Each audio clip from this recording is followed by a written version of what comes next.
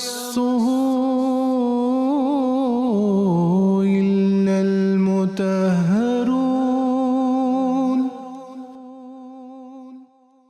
اعوذ باللہ من الشیطان الرجیم بسم اللہ الرحمن الرحیم۔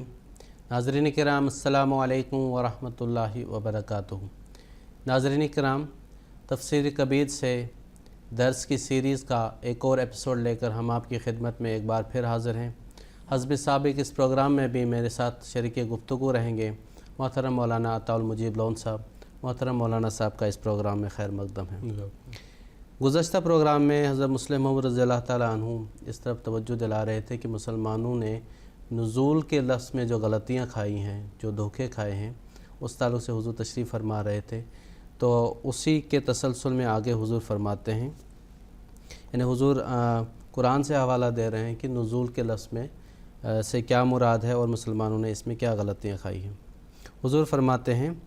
خود رسول کریم صلی اللہ علیہ وسلم کی نسبت قرآن کریم میں آتا ہے کہ قد انزل اللہ علیکم ذکر رسولہ، سورہ طلاق، ہم نے تم پر ایک بڑے شرف کی بات یعنی اپنا رسول اتارا ہے۔ حضور فرماتے ہیں، اوپر کی تمام آیات سے ثابت ہے کہ نزول کا لفظ پیدا کرنے کے لیے بھی بولا جاتا ہے اور اس جگہ بھی بولا جاتا ہے جبکہ اس چیز کی پیدائش کا ذکر کیا جائے جسے بطور احسان یا انعام کے طور پر پیش کیا جائے۔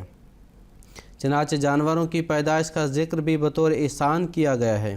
لوہے کی پیدائش کا بھی، اور من و سلوا کی پیدائش کا بھی، اور لباس کی پیدائش کا بھی، اور رسول کریم صلی اللہ علیہ وسلم کی پیدائش کا بھی۔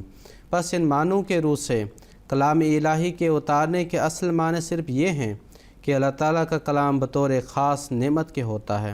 اور اس کی ناقدری اور ناشکری کرنا انسان کو خدا تعالیٰ کی نظروں سے گرا دیتا ہے، ورنہ یہ مراد نہیں کہ وہ کسی کاغذ پر لکھا ہوا آسمان سے اترتا ہے، بلکہ وہ تو اللہ تعالیٰ کا ایک خاص اذن ہے جو تمام ملاوٹوں اور وسوسوں سے پاک ہونے کی حالت میں اس کے مقربوں کے کانوں یا آنکھوں یا قلوب پر منکشف کیا جاتا ہے، اور جسے الفاظ و صورت دی جاتی ہے صرف ایک خیال کا نام نہیں، جیسے کہ برہم و سماج یا بابی وغیرہ خیال کرتے ہیں۔ حضور آگے فرماتے ہیں، اس جملہ سے یہ دھوکہ نہیں کھانا چاہیے کہ متقی کی تعریف صرف یہ ہے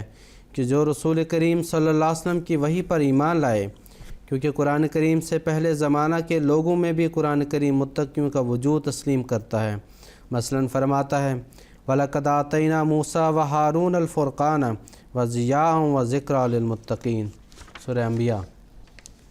یعنی ہم نے موسیٰ اور ہارون کو فرقان دیا تھا اور وہ تعلیم دی تھی جو متقیوں کے لیے روشنی اور شرف کا موجب تھی۔ پس جب موسیٰ علیہ السلام کے زمانہ میں بھی متقی تھے، جبکہ نہ رسول کریم صلی اللہ علیہ وسلم ظاہر ہوئے تھے اور نہ قرآن کریم اترا تھا، تو معلوم ہوا کہ متقی کے لیے حضرت صلی اللہ علیہ وسلم کی وحی پر ایمان لانا دائمی شرط نہیں بلکہ ایک موقت شرط ہے، یعنی وقتی شرط ہے، جس کا وقت رسول کریم صلی اللہ علیہ وسلم کی بعثت کے بعد شروع ہوتا ہے، اور ہونا بھی یہی چاہیے، کیونکہ خدا تعالیٰ کے تازہ احکام کو جو نہ مانے وہ متقی کیوں کر ہو سکتا ہے۔ غرض موسیٰ علیہ السلام کے زمانہ کے متقیوں کے لیے یہ شرط تھی کہ موسیٰ کی وحی پہ ایمان لاتے ہو۔ حضرت عیسیٰ کے زمانہ میں متقیوں کی یہ علامت تھی کہ عیسیٰ علیہ السلام کی وحی پر ایمان لاتے ہوں، اور حضرت صلی اللہ علیہ وسلم کے ظہور کے بعد یہ علامت قرار پائی کہ آپ کی وحی پر ایمان لانے والے ہوں۔ آگے حضور فرماتے ہیں، وما انزل من قبلک، پہلی آیت کو شامل کر کے پانچویں اور اس آیت میں بیان کردہ دوسری علامت متقیوں کی یہ بتائی ہے کہ وہ ان وحیوں پر بھی ایمان لاتے ہیں جو حضرت صلی اللہ علیہ وسلم سے پہلے نازل ہو چکی ہیں۔ اللہ اکبر، اللہ اکبر، یہ قرآن کریم کا کیسا شاندار معجزہ ہے کہ ایک امی جو اپنی زبان میں بھی پڑھنا لکھنا نہیں جانتا تھا، اور پھر عرب کا فرد جو تعصب قومی میں ساری دنیا سے بڑھی ہوئی تھی، قرآن کریم سے حکم پا کا اعلان کرتا ہے کہ اسی کلام پر ایمان لانے سے نجات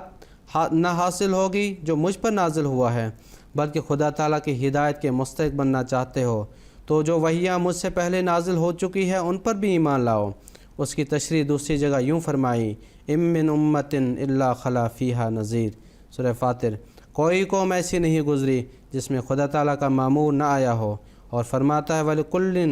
وَلِكُلِّ قَوْمٍ ہاد، سورہ رعد، ہر قوم میں خدا تعالیٰ کی طرف سے ہادی گزرا ہے۔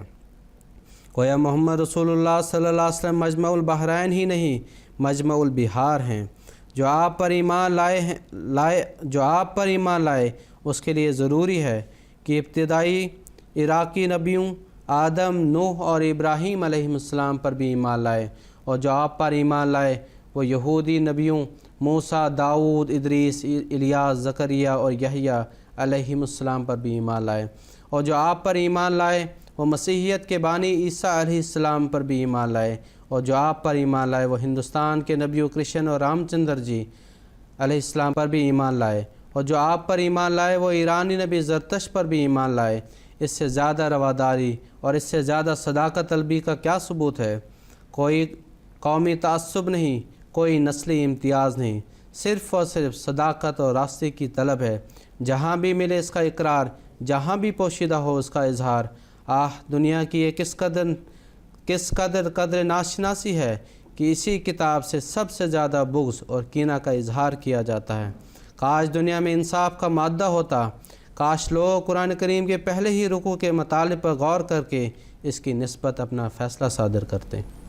جی، حضور رضی اللہ تعالیٰ عنہ نے آگے مسیحی مصنفین کی اس عادت کا ذکر کیا ہے کہ وہ بجائے حسن کے قبوح کی طرف ان کی نظر پڑتی ہے، اور یہاں پر بھی انہوں نے اپنی اسی عادت کا مظاہرہ کرتے ہوئے ناجائز فائدہ اٹھانے کی کوشش کی ہے۔ چنانچہ حضور فرماتے ہیں، مسیحی مصنف جن کی نظر حسن کی جگہ قبوح پر پڑنے کی عادت ہو چکی ہے، اس آیت کی مذکورہ بالا خوبی پر نظر ڈالنے اور اس کی عظمت اور خوبی تسلیم کرنے کی بجائے الٹا یہ ناجائز فائدہ حاصل کرنا چاہتے ہیں کہ قرآن کریم نے بائبل کی تصدیق کی ہے، اور چونکہ بائبل کے مضامین قرآن کریم کے خلاف ہیں، اس لیے قرآن کریم جھوٹا ہے، نعوذ باللہ من ذالک۔ کیسے شاندار مضمون کے موقع پر کیسی بھونڈی بات سوجھی ہے۔ وہ یہ نہیں سمجھتے کہ قرآن بائبل کے کس حصہ کی تصدیق کرتا ہے، عہد نامہ قدیم کی جس میں شریعت کو روحانیت کے لیے ضروری قرار دیا ہے، یا اناجیل کے ان قصوں کی کہ جن میں یہ لکھا ہے کہ مسیح علیہ السلام روزے رکھا کرتے تھے، متی باب 4، اور لکھا ہے کہ خاص قسم کے جن بغیر روزوں کے نہیں نکلتے، مرقس باب 9، یا حواریوں کے اقوال کی جن میں یہ لکھا ہے کہ شریعت ایک لعنت ہے۔ ان دو متضاد اقوال میں سے وہ کس کی تصدیق کرتا ہے؟ کاش وہ سمجھتے کہ ایک مصلح کو پہلے ادیان کی تفصیلات میں جانے کی ضرورت نہیں، اسے تو صرف منبع کے بارے میں اپنے خیال کا اظہار کر دینا کافی ہے۔ کیا دنیا میں صلح کے قائم کرنے اور سچائی جہاں بھی ملے اس کا اقرار کرنے کے لیے یہ اصل کم قیمتی ہے کہ اس امر کا اقرار کیا جائے کہ خدائے قیوم سب اہل زمین کا خدا ہے، اور اس کا کلام ہر قوم پر نازل ہوتا رہا ہے، اور یہ مومن صادق کو اجمالاً اس پر ایمان رکھنا چاہیے، اور ایک مومن صادق کو اجمالاً اس پر ایمان رکھنا چاہیے کہ اللہ تعالیٰ نے کسی قوم کو بھی اپنی ہدایت سے محروم نہیں رکھا۔ اگر تفصیلی معتقدات مختلف اقوام کے تسلیم کرنے صلح کے لیے ضروری ہوں تو یہ اتحاد تو خود مسیحیوں میں بھی پیدا نہیں، 20 فرقے ہیں جو ایک دوسرے کے عقیدے کو غلط کہتے ہیں۔ رومن کیتھولکس کے نزدیک اناجیل کچھ کہتی ہیں اور پروٹسٹنٹ کے نزدیک کچھ، اور اگر تصدیق کے وہی معنی ہیں جو قرآن کریم کے سر مسیحی مصنف مڑنا چاہتے ہیں، تو مسلمان کون سے عقائد کی تصدیق کرے؟ پروٹسٹنٹ عقیدہ کی، یا رومن کیتھولک عقیدہ کی، یا یونیٹیرین عقیدہ کی، یا گریک چرچ کی، یا شامی گرجا کی؟ آگے حضور فرماتے ہیں، مسیحی مصنفوں کا استدلال اس سے باطل ہوتا ہے کہ قرآن کریم میں پہلے کاموں پر ایمان کو بعد میں رکھا گیا ہے، کہ قرآن کریم میں پہلے کلاموں پر ایمان کو بعد میں رکھا گیا ہے۔ اگر تفصیلی ایمان مراد ہوتا تو پہلی وحی کا ذکر ہوتا، بعد میں حضرت صلی اللہ علیہ وسلم کی وحی کا۔ پہلی وحی کا بعد میں ذکر کرنا بتاتا ہے کہ اس پر ایمان قرآن کریم کے توسط سے ہے، یعنی اس کے بتائے ہوئے اصول کے مطابق۔ پھر حضور فرماتے ہیں، وما انزل من قبلک میں کسی قوم یا مذہب کا مخصوص ذکر نہیں، بلکہ ہر قوم و ملت کے الہام کی تصدیق کی ہے۔ اگر مسیحی اس سے بائبل کی تصدیق نکالیں تو ہندو اپنے ویدوں کی تفصیلی تصدیق نکالنے میں حق بجانب ہوں گے، اور زرتشتی اپنی الہامی کتاب کی۔ ان سب کتب میں مسیحی اتحاد کیوں کر پیدا کریں گے؟ آخر بائبل کو دوسری کتب پر فضیلت کیوں؟ پھر تیسری بات حضور بیان فرماتے ہیں، قرآن کریم میں اللہ تعالیٰ فرماتا ہے وَلَقَدْ أَرْسَلْنَا رُسُلًا مِّن قَبْلِكَ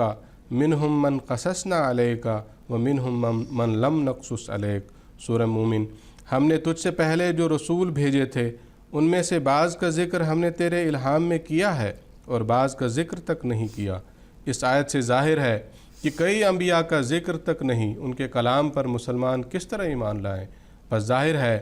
اس جگہ اجمالی ایمان مراد ہے، نہ کہ تفصیلی۔ پھر چوتھی بات حضور فرماتے ہیں قرآن کریم میں آتا ہے فیہا کتب قیمہ، سورۃ البینہ۔ قرآن کریم میں تمام سابق صحیح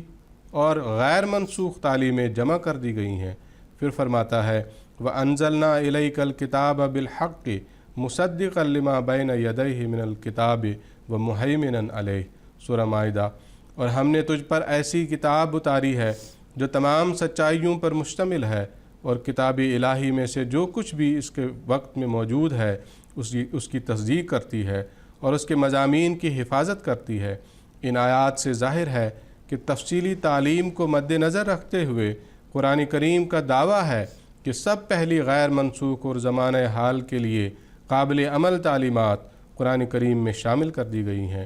پس جب سب پہلی قابل عمل تعلیمات قرآن کریم کے دعویٰ کے مطابق اس میں شامل ہو چکی ہیں تو پہلی کتب کی تصدیق سے مراد صرف اجمالی تصدیق ہے، نہ کہ کچھ اور۔ یہ تصدیق ویسی ہی ہے جیسے کہ مسیحی ابراہیم اور موسیٰ علیہ السلام پر ایمان لاتے ہیں کہ وہ نبی تھے، لیکن ان کی تعلیم پر تو عمل نہیں کرتے، بلکہ وہ تو اسے لعنت کہتے ہیں۔ قرآن کریم بھی اسی اجمالی رنگ میں ان کی بھی اور ان کے علاوہ دوسری اقوام کے انبیاء کی بھی تصدیق کرتا ہے، مگر وہ ان کی شریعتوں کو لعنت قرار نہیں دیتا، بلکہ وہ ان سب راست بازوں کو اپنے اپنے وقت کے لیے رحمت الہی قرار دیتا ہے۔ اس ضمن میں آگے حضور فرماتے ہیں مسیحی مصنفوں کی سمجھ میں قرآن کریم کا یہ بے نظیر نقطہ اس لیے نہیں آتا کہ وہ نبی مان کر بھی ایک شخص کو مجرم و گنہگار قرار دینے میں دریغ نہیں کرتے، بس ان کی سمجھ میں یہ نہیں آتا کہ قرآن کریم کی اس تعلیم سے کہ ہر قوم کے نبیوں اور ان کے الہام کے سچا ہونے کا اقرار کرو، دنیا کو یا اس کے امن کو کیا فائدہ پہنچے گا، کیونکہ وہ جن کو نبی سمجھتے ہیں ان پر بھی خلاف اخلاق الزام لگانے سے باز نہیں آتے اور صرف مسیح علیہ السلام کو پاک قرار دیتے ہیں۔ لیکن قرآن کریم کا مسلک اور ہے، وہ سب نبیوں کو پاک اور راست باز قرار دیتا ہے۔ اس لیے جب وہ ہر قوم کے نبیوں کے الہام کو اجمالی طور پر سچا ماننے کا حکم دیتا ہے تو وہ اپنے عقیدہ کے روح سے دنیا میں امن کے قیام کا راستہ کھول دیتا ہے، کیونکہ جب ایک مسلمان یہ تسلیم کرے گا کہ خدا تعالیٰ نے کرشن اور رام چندر جی اور زرتشت پر اپنا کلام نازل کیا تھا تو وہ قرآن عقیدہ کے روح سے ان کی زندگیوں کو پاک سمجھے گا اور ان پر لگائے گئے سب الزاموں کو خواہ ماننے والوں کی طرف سے ہوں خواہ مخالفوں کی طرف سے ہوں غلط اور بے بنیاد قرار دے گا اور ان کا احترام کرے گا، اور اس طرح دنیا میں امن قائم ہوگا۔ اس اجمالی ایمان کا ایک اور بھی فائدہ ہے کہ اس طرح مسلمانوں کے دلوں میں خدا تعالیٰ کی حقیقی محبت قائم کی گئی ہے، کیونکہ تعصب کی وجہ سے خواہ کوئی قوم کتنا ہی یقین کرے کہ صرف ہماری ہی کتاب خدا تعالیٰ کی طرف سے آئی ہے، لیکن ان خشیت اللہ کے اوقات میں جو ہر انسان پر آتے رہتے ہیں، اس کے دل میں ضرور یہ خیال پیدا ہوتا ہے کہ خدا تعالیٰ رب العالمین کس طرح ہو گیا، جبکہ اس نے کسی ایک قوم کو اپنے الہام کے لیے چن لیا اور باقی سب اقوام کو چھوڑ دیا۔ اس قرآن عقیدہ کی بنا پر ایک مسلمان کا عقیدہ ربوبیت عالمین کے متعلق اور بھی پختہ ہو جاتا ہے، اور وہ سمجھ لیتا ہے کہ خدا تعالیٰ واقع میں کسی ایک قوم کا خدا نہیں بلکہ سب دنیا کا خدا ہے۔ آگے حضور فرماتے ہیں وَبِالْآخِرَةِ هُمْ يُوقِنُونَ۔ حضور فرماتے ہیں حل لغات میں بتایا جا چکا ہے الآخرہ کے معنی بعد میں آنے والی چیز کے ہوتے ہیں۔ اس جگہ سے بعد الموت زندگی کو حیات آخرت اور قیامت کے دن کو یوم الآخرت کہتے ہیں۔ اسی وجہ سے انجام کو بھی آخرت کہتے ہیں، کیونکہ بعد میں ظاہر ہوتا ہے۔ قرآن کریم میں انجام کے معنوں میں یہ لفظ استعمال ہوا ہے، چنانچہ فرماتا ہے وَلَلْآخِرَةُ خَيْرٌ لَكَ مِنَ الْأُولَىٰ، سورۃ الضحیٰ، یعنی تو جو کام بھی شروع کرتا ہے اس کا انجام ابتدا کی نسبت اچھا ہوتا ہے،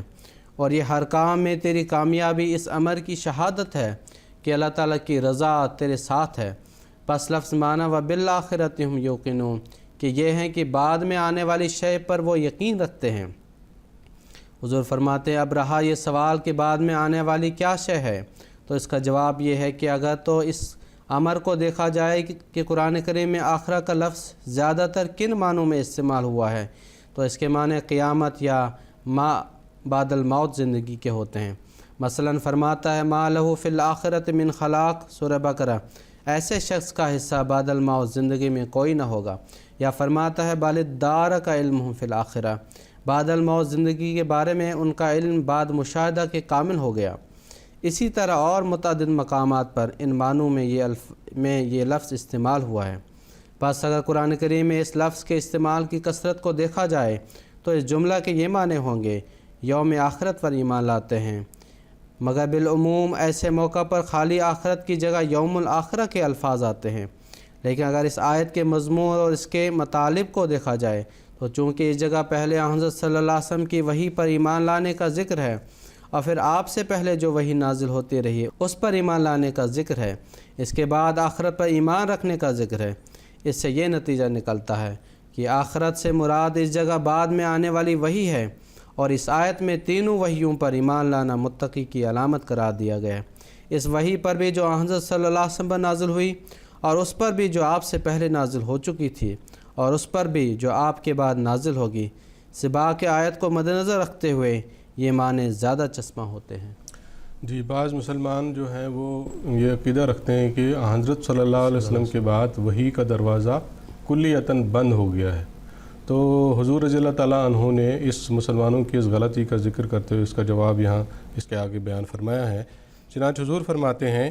بعض مسلمان اس غلطی میں مبتلا ہیں کہ رسول کریم صلی اللہ علیہ وسلم کے بعد وحی کا نزول کس طرح ہو سکتا ہے، لیکن یہ وہم ان کا قرآنی تعلیم کے خلاف ہے۔ قرآن کریم میں اللہ تعالیٰ صاف طور پر مسلمانوں کی نسبت فرماتا ہے ان الذین قالوا ربنا اللہ ثم استقاموا تتنزل علیہم الملائکۃ الا تخافوا ولا تحزنوا وابشروا بالجنۃ التی کنتم توعدون، سورہ حامیم سجدہ کی آیت ہے۔ یعنی جو مسلمان یہ اعلان کر کے کہ اللہ ہمارا رب ہے تمام مصائب کو برداشت کریں گے اور استقامت دکھائیں گے، خدا تعالیٰ کے فرشتے ان پر یہ کہتے ہوئے نازل ہوں گے کہ نہ آئندہ کا خوف کرو اور نہ سابق پر غم کرو، اور اس جنت کی بشارت سنو جس کا تم سے وعدہ کیا گیا تھا۔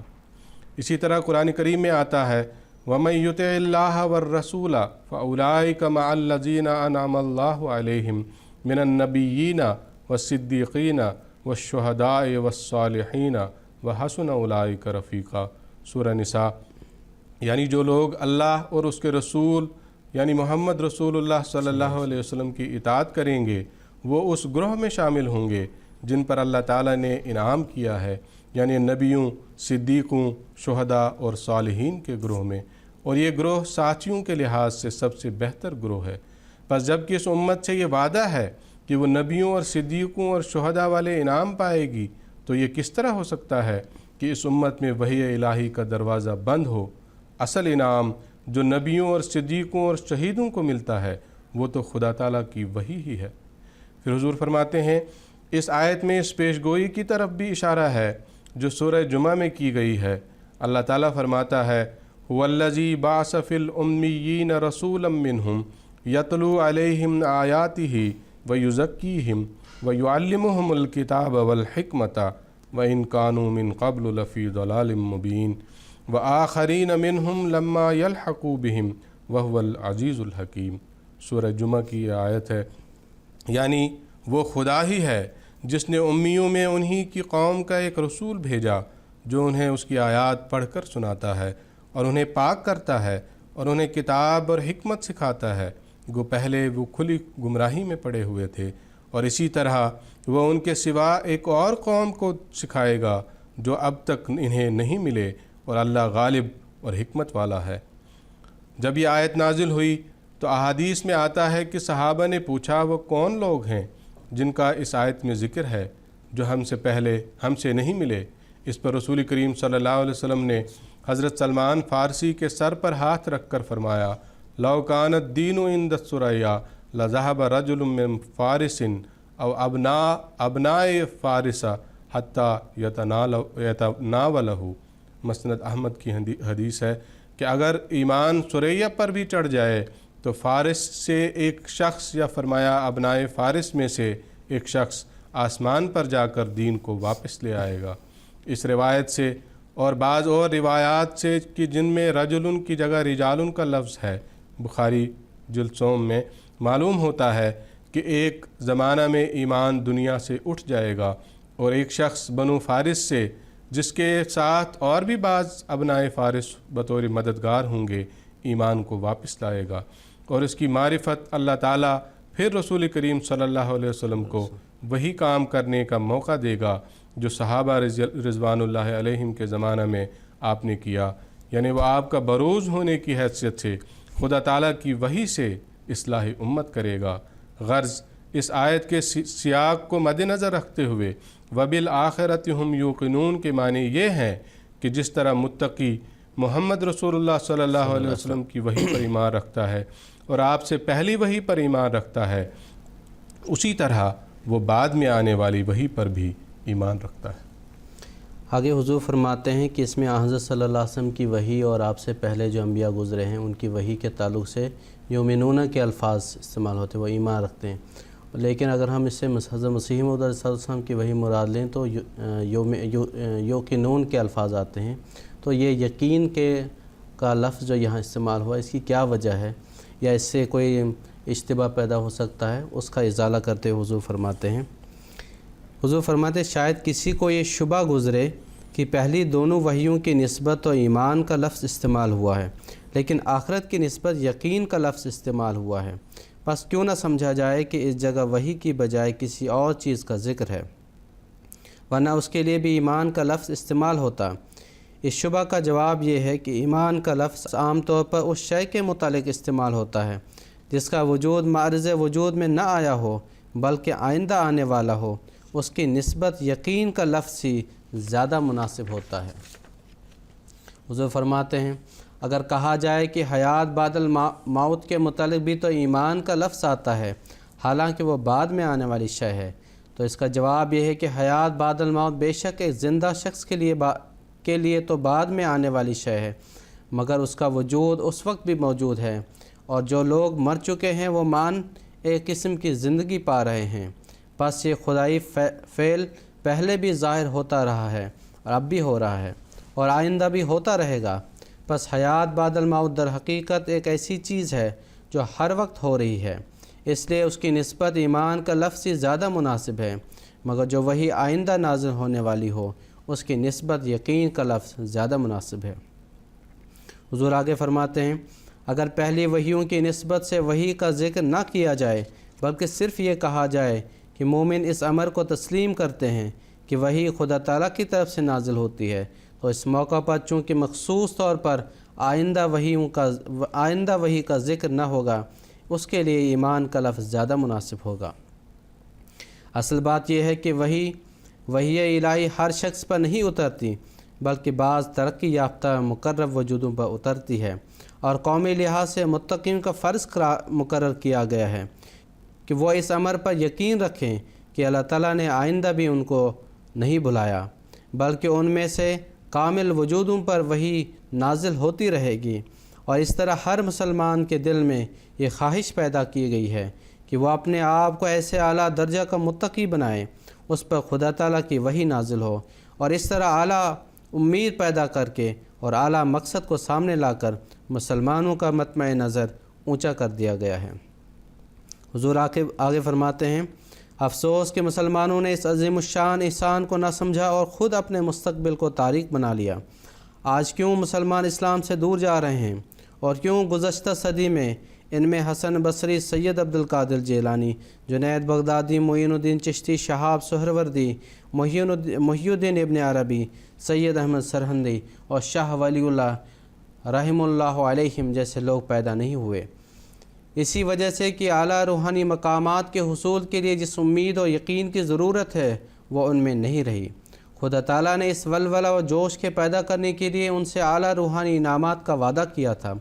और इस पर यकीन रखने के लिए कुरान करीम के शुरू में ही उन्हें हुक्म दिया था, लेकिन उन्होंने इसकी कदर न की और उनकी हिम्मतें पस्त हो गईं और कोशिशें सुस्त हो गईं। आज मुसलमान तालीम हासिल करते हैं क्योंकि उन्हें यकीन है कि MA BA होकर उन्हें नौकरियां मिल जाएंगी।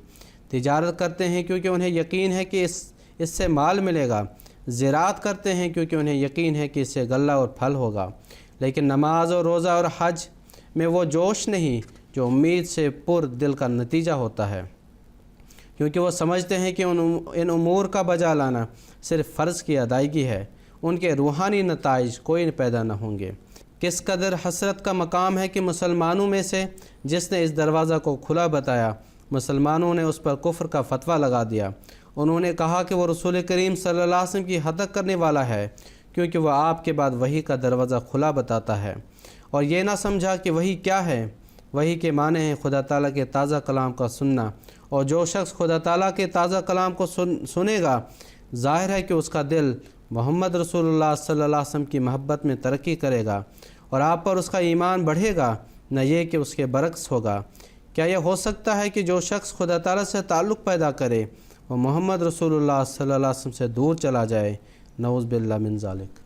आगे हुजूर ने इसी का ख़ुलासा बयान करते हुए फ़रमाया कि ख़ुलासा कलाम ये कि आखिरत पर यकीन की तालीम मुसलमानों के हौसले बढ़ाने और रूहानी मैदान में उनकी कोशिशों को तेज़ करने के लिए थी, और जो मुसलमान भी आखिरत पर यकीन रखेगा वो उसके हुसूल के लिए इसी तरह कोशिश करेगा जिस तरह सहाबा किराम ने की और सैयद अब्दुल कादिर जीलानी और मुहियुद्दीन इब्न अरबी वगैरह ने की। फिर आखिर में हुजूर जैसे कि बाज़ एतराज़ करते हैं कि इस आयत में आखिरतु का लफ्ज़ इस्तेमाल हुआ है जो कि मुन्नस है, तो इससे वही कैसे मुराद ली जा सकती है जो कि मुज़क्कर है। तो इसका ज़िक्र करते हुए हुजूर फरमाते हैं, बाज़ लोग ये इतराज़ करते हैं कि वही मुज़क्कर है और आखिरतु का लफ्ज़ का मुन्नस का सीगा है, फिर इससे वही की तरफ किस तरह इशारा हुआ?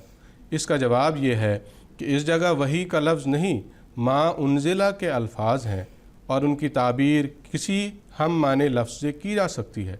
कुरान करीम में मा उनज़िला के लफ्ज़ की ताबीर वही से भी की गई है और रिसालतुन के लफ्ज़ से भी। चनांचे सूरह अहज़ाब में है, अल्लज़ीना युबल्लिगून रिसालातिल्लाहि व यख़शौनहु वला यख़शौन अहदन इल्लल्लाह, यानी वो लोग जो अल्लाह ताला की वही लोगों तक पहुँचाते हैं और इससे डरते हैं और अल्लाह के सिवा किसी से नहीं डरते। गर्ज़ रिसालत का लफ्ज़ भी वही के मानों में इस्तेमाल होता है और ये लफ्ज़ मुन्नस है। बस आखिरतुन के माने अर्रिसालतुल आखिरतु के हैं और रिसालतुन के लफ्ज़ की रियायत से आखिरतुन का लफ्ज़ मुन्नस आया है। याद रहे कि लुग़त में भी वही के माने रिसालत के आते हैं। ताजुल उरूस। इस जगह ये अमर भी नोट करने के काबिल है कि ऊपर की दोनों आयतों की इब्तिदा युमिनून के अल्फाज से हुई है और बाद में दो उमूर दोनों आयतों में बयान हुए हैं। इससे इस्तिदलाल होता है कि युमिनून बिल गैबी के ताबे इकामतुस्सलाह और इन्फाक मा रज़क़ल्लाह हैं, और युमिनून बिमा उनज़िला इला मुहम्मदिन के ताबे बिमा उनज़िला मिन क़िबलिही पर ईमान और आखिरत पर यकीन है। और इस पर कोई शक नहीं कि इस ज़माने में कुरान करीम ही के ज़रिए से इससे पहले की वहियों पर ईमान और आखिरत पर यकीन पैदा हो सकता है, क्योंकि पहले अंबिया के हालात ऐसे मुश्तबा कर दिए गए हैं कि कुरान करीम की रोशनी में ही उनकी कदर और सदाकत मालूम हो सकती है। और आइंदा वही के नुज़ूल के मुताल्लिक़ भी कुरान करीम की तालीम के मुताबिक ही यकीन हो सकता है, क्योंकि इसके सिवा जिस कदर अदियान हैं सब ने वही का दरवाज़ा बंद कर रखा है और कोई मज़हब इस अमर का मुद्दई नहीं कि उसे मान कर खुदा ताला की वही अब भी बंदा पर नाजिल हो सकती है। जी आगे हुज़ूर उलाइका अला हुदम मिन रब्बिहिम व उलाइका हुमुल मुफ़लिहून की तशरीह करते हुए फरमाते हैं कि हुमुल मुफ़लिहून में उलाइका हुमुल मुफ़लिहून में मुत्तक़ियों के अंजाम की तरफ इशारा है। चनांचे हुज़ूर इसकी तफसीर करते हुए फरमाते हैं, इस आयत में इस किस्म के मुत्तक़ी का अंजाम बताया है جس کا ذکر اوپر ہو چکا ہے۔ پہلے تو یہ بتایا تھا کہ قرآن کریم اس قسم کے متقی کو ہدایت کے اعلیٰ مقامات تک پہنچاتا ہے۔ اس آیت میں اس ہدایت کی نوعیت کو ظاہر کرنے کے لیے فرماتا ہے کہ اوپر کے بیان کردہ شرائط کے ماتحت جو متقی ہوں وہ اپنے رب کی ہدایت پر ہوتے ہیں۔ تفسیر اس مضمون کی یہ ہے کہ ایک تو اس آیت میں من ربہم کے الفاظ استعمال کر کے یہ بتایا ہے کہ خدا تعالیٰ چونکہ رب ہے اور رب اسے کہتے ہیں جو بتدریج ترقی کی طرف لے جائے، اس لیے جو شخص خدا تعالیٰ سے تعلق پیدا کرے اس کا قدم بتدریج آگے کی طرف بڑھتا چلا جاتا ہے۔ دوسرے رب کو ہم کی طرف مضاف کر کے، یعنی ہم جو ضمیر ہے کی طرف مضاف کر کے یہ بتایا ہے کہ خدا تعالیٰ چونکہ ان کا رب ہے اس لیے اصل منشا اس کا یہ ہے کہ لوگ ہدایت پائیں، نہ یہ کہ گمراہ ہوں۔ پس جو شخص ہدایت کی طرف توجہ کرے اسے ضرور اللہ تعالیٰ کی طرف سے ہدایت کے سامان میسر ہوتے ہیں۔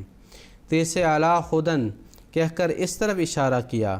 کہ گویا ایسے متقیوں کے لیے ہدایت ایک سواری کی طرح ہو جاتی ہے جس کی پیٹھ پر سوار ہوتے ہوئے اور یہ سواری ان کے رب کی طرف سے آتی ہے، اور جب کسی کی طرف سے سواری آئے تو اس کے معنی یہ ہوتے ہیں اس شخص کو ملاقات کے لیے بلایا گیا ہے۔ بس اس عبارت سے یہ بتایا گیا ہے کہ یہ ہدایت انہیں اللہ تعالیٰ کی طرف سے لے جانا شروع کرتی ہے یہاں تک کہ وہ اللہ تعالیٰ سے مل جاتے ہیں۔ ہدایت کے لیے سواری کا محاورہ کوئی ذوقی لطیفہ نہیں، بلکہ عربی میں اس قسم کا محاورہ عام مستعمل ہے، یعنی استعمال ہوتا ہے۔ چنانچہ عرب لوگ کہتے ہیں جعل الغوایۃ مرکباً، فلاں شخص نے تو گمراہی کو اپنی سواری بنا لیا ہے، یعنی وہ جس طرف رخ کرتا ہے گمراہی کی راہ سے کرتا ہے۔ اسی طرح کہتے ہیں امتت الجہل، یعنی فلاں شخص جہالت پر سوار ہو گیا۔ اسی محاورہ کے مقابل پر قرآن کہتا ہے کہ اوپر کی صفات والے متقیوں کی سواری ہدایت پر ہو جاتی ہے، یعنی وہ ہر کام خدا تعالیٰ کی ہدایت کے ماتحت کرتے ہیں۔ جہالت اور گمراہی سے ان کے افعال پاک ہو جاتے ہیں، اور ایسا شخص جو ہر وقت ہدایت پر رہے وہی ہو سکتا ہے جسے اللہ تعالیٰ کی طرف سے وحی و الہام سے ہدایت ملتی رہے، ورنہ جو شخص محض عقل سے کام لیتا ہے وہ بسا اوقات غلطی میں پڑ جاتا ہے۔ علی ہدن فرما کر اس طرف بھی اشارہ کیا ہے کہ خدا تعالیٰ کی طرف جانے کا عمل ان کے لیے آسان ہو جاتا ہے، کیونکہ خدا تعالیٰ کی طرف سے آنے والی ہدایت سواری کی طرح ان کے سفر کو ہلکا کر دیتی ہے۔ حضور آگے فرماتے ہیں علی ہدن میں جو ہدن پر تنوین ہے یہ تعظیم کے لیے ہے، یعنی یہ ہدایت بہت بڑا مرتبہ رکھتی ہے۔ حضور فرماتے ہیں وَأُولَئِكَ هُمُ الْمُفْلِحُونَ، مفلحون کے معنی ہر لغات میں بتائے جا چکے ہیں کہ اپنی مراد کو پا لینے کے ہوتے ہیں۔ پس اس جملہ کے یہ معنی ہوئے کہ یہ لوگ اپنی مراد کو پا لیتے ہیں، اور مومن کی مراد اپنے رب کا قرب اور اس سے وصال ہوتا ہے۔ پس اس جملہ میں پہلے جملہ کے مضمون کا انجام بتاتا ہے کہ ایسے متقی ہدایت کی سواری پر چڑھ کر آخر خدا تعالیٰ تک پہنچ جاتے ہیں اور اپنی مراد کو پا لیتے ہیں۔ جی آگے حضور رضی اللہ تعالیٰ عنہ نے اس اعتراض کا جواب دیا ہے کہ بعض مقرب جو ہیں ان کو دنیا میں تکالیف پہنچتی ہیں، بعض مارے بھی جاتے ہیں، تو کس طرح کہا جا سکتا ہے کہ وہ کامیاب ہو گئے؟ چنانچہ حضور اس زمن میں فرماتے ہیں بعض لوگ اس جگہ یہ اعتراض کرتے ہیں کہ ہم تو دیکھتے ہیں کہ کئی خدا تعالیٰ کے مقرب اس زندگی میں تکلیفیں اٹھاتے ہیں اور بعض مارے جاتے ہیں، تو پھر کیوں کر کہا جا سکتا ہے کہ خدا تعالیٰ کی طرف سے ہدایت یافتہ لوگ ضرور کامیاب ہوتے ہیں؟ اس کا جواب یہ ہے کہ مفلح کے معنی اپنی مراد پا لینے کے ہیں، نہ کہ دنیاوی ترقیات یا جسمانی راحت کے۔ اس میں شک نہیں کہ بالعموم خدا تعالیٰ کے مقربوں کو دنیاوی کامیابی بھی ہوتی ہے، مگر وہ ایک ضمنی شے ہے، مقصود نہیں ہے۔ خدا رسیدہ لوگوں کی مراد تو خدا تعالیٰ کا قرب اور اس کی بھیجی ہوئی سچائی کی اشاعت ہے، سو اس میں کبھی کوئی خدا رسیدہ ناکام نہیں ہوا۔ مسیح علیہ السلام کو یہود نے پھانسی پر تو لٹکا دیا، مگر کیا وہ مسیح کے مشن کو ناکام کر سکے؟ اپنے مقصد میں تو مسیح علیہ السلام ہی کامیاب ہوئے۔ حضرت امام حسین یزید کے مقابلہ پر شہید ہوئے، مگر کیا یزید کا نام بھی اب کوئی لیتا ہے؟ جس مقصد کے لیے امام حسین کھڑے ہوئے آخر وہی کامیاب ہوا، اور دنیا نے اسلامی نظام کی اس تشریح کو قبول کیا جس کے لیے حضرت امام حسین رضی اللہ عنہ کھڑے ہوئے تھے، یزید کے مقصد کی تو آج ایک مسلمان بھی تائید نہیں کرتا۔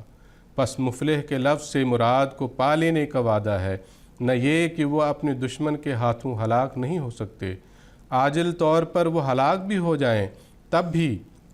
فتح آخر انہی کے مقصد کو حاصل ہوتی ہے۔ اگر حضرت امام حسین رضی اللہ عنہ کربلا کے میدان میں جان نہ دیتے تو مسلمانوں کو شاید اسلامی نظام کی اہمیت کا اس قدر احساس نہ ہوتا جس قدر کہ ان کی شہادت کی وجہ سے ہوا۔ اس شہادت نے مسلمانوں کے دلوں میں اسلام کی تعلیم کے احیاء کے لیے گویا ایک آگ لگا دی، اور اسلام کے علماء نے اس تعلیم کو ہمیشہ کے لیے روشن کر دیا۔